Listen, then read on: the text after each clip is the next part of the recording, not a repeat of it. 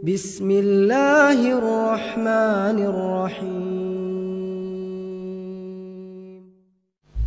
Bagaimana pendapat Ustadz mengenai Wahabi? Karena beberapa referensi ana menemukan dahulu Abdul Muhammad bin Abdul Wahab pahamnya dulu ditolak oleh ulama-ulama dunia. Wahabi diambil dari kata Muhammad bin Abdul Wahab, maka pengikutnya disebut Wahabi.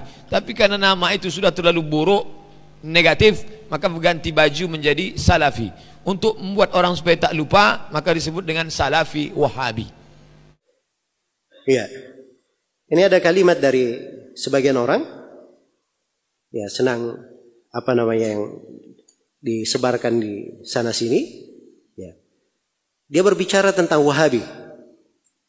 Ya, ditanya pendapatnya apa itu Wahabi. Maka dikatakan bahwa Wahabi katanya diambil dari kata Muhammad bin Abdul Wahab. Maka pengikutnya disebut Wahabi. Ya. Ini sudah memberikan opini ya, seperti itu.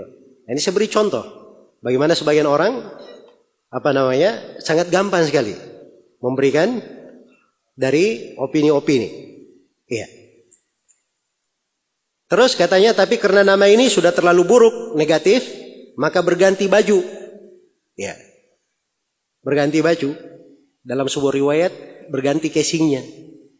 Ganti baju, jadi apa bajunya sekarang yang baru? Katanya Salafi. Bajunya yang baru.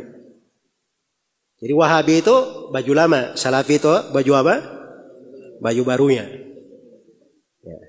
Masya Allah. Ini Salafi dia bicara lebih jauh lagi. Salafi itu adalah orang yang mengikuti jalan apa? Jalan as-salaf. Ya. Nisbat kepada Salafi itu sudah ada disebutkan oleh Imam As-Sam'ani di dalam kitab Al-Ansab. Kitab Al-Ansab ini semua nasab yang pernah dipakai oleh umat Islam dari masa Nabi sampai di masa As-Sam'ani ada di situ disebutkan. Dari nasab-nasab para rawi, para ulama. Ada di situ. Salah satunya nasab as-salafi. Salafi nisbat kepada keyakinan, kepada agama, mengikuti jalan para as-salaf as-salih. Itu ada di situ. Ya. Jelas ya?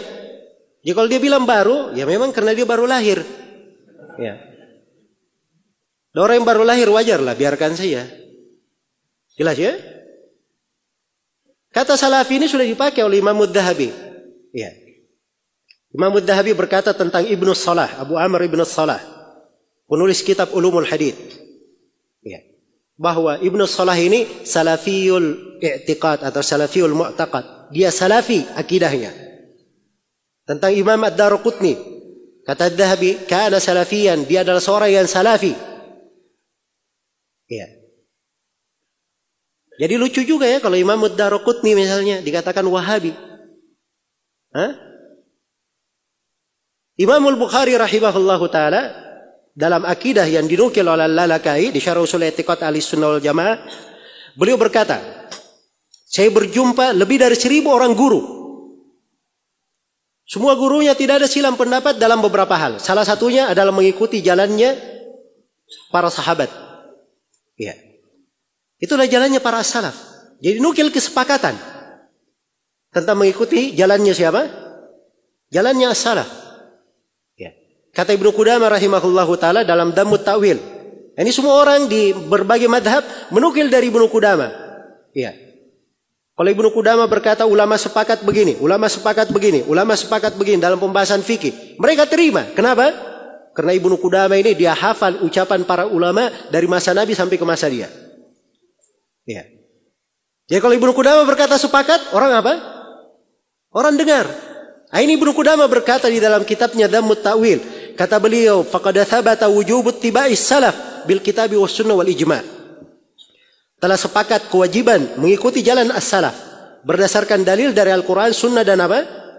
Kesepakatan ulama. Iya. Nabi SAW sendiri menyebut dirinya sebagai salaf. Ada haditsnya dalam riwayat Bukhari Muslim. Kalau tidak pernah baca hadits, jangan salahkan orang yang baca. Iya. Jangan salahkan orang yang baca. Saya sebut haditsnya dalam riwayat Bukhari Muslim dari hadits Aisyah. Kisahnya panjang. Iya. Ketika Nabi SAW duduk di tengah istrinya, lalu putrinya Fatimah datang. Iya. Kemudian Fatimah didudukkan di kanannya. Fatimah dibisiki oleh Nabi sebuah rahasia. Kemudian Fatimah menangis terseduh-seduh. Kemudian didudukkan lagi di kirinya. Kemudian dibisikkan sesuatu. Fatimah tersenyum. Ya. Yang akhir kisahnya, akhirnya setelah Nabi meninggal ditanya kepada Fatimah, apa yang dibisikkan oleh Nabi kepadamu? Ya. Kata Fatimah, adapun bisikan yang pertama yang membuat saya menangis, Nabi berkata kepadanya bahwa Fatimah, biasanya setiap tahun Jibril turun membaca Al-Quran sekali saja, tapi tahun ini 2 kali. Saya tidak melihat perubahan ini kecuali menunjukkan ajalku sudah dekat. Ya.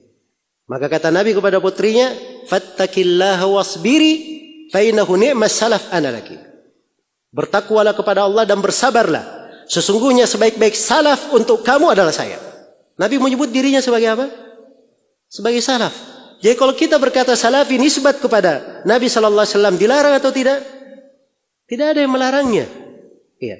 Hal yang disepakati menerima jalan as-salaf. Para ulama bernisbat kepadanya. Sampai disebutkan oleh As-Sam'ani di kitab Al-Ansab. Kok tiba-tiba orang yang baru datang, baru lahir kemarin sore, ya, mengeritik tentang penggunaan apa? Penggunaan salafi. Itu pun kita tidak mengharuskan orang pakai kata salafi. Ya, silahkan pakai ahli sunnah wal jamaah, ahli hadith, at-taifatul mansurah, silahkan. Ya. Salafi itu, dia bukan organisasi. Ya. Dia bukan kaplingan sebagian orang. Ya. Salafi ini bukan cap yang stempel dan mereknya itu ya sudah dimiliki oleh sebuah perusahaan. Siapa yang berpegang dengan Al-Quran dan As-Sunnah mengikuti jalan Nabi Sallallahu Alaihi Wasallam, itulah salafi namanya. Dia ahli sunnah wal jamaah. Apapun warga negaranya, bagaimanapun warna kulitnya, apapun bahasanya, yang jelas dia berpegang dengan Al-Quran dan As-Sunnah sesuai dengan jalan Nabi Sallallahu Alaihi Wasallam dan para sahabat, ya, para as-salaf. Maka itulah yang disebut dengan nama apa? Dengan nama salafi. Ini jangan mengaburkan, ya, jangan mengaburkan. Jelas ya, kata salafi itu sudah dipakai dari dulu. Ya, ini mereka ingin kaburkan bahwa salafi ini pembahasan apa?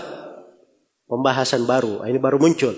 Karena Wahabi katanya sudah negatif, sekarang ganti casing, ganti baju. Ya, ya, warna baru lagi namanya. Bajunya yang baru namanya apa? Salafi.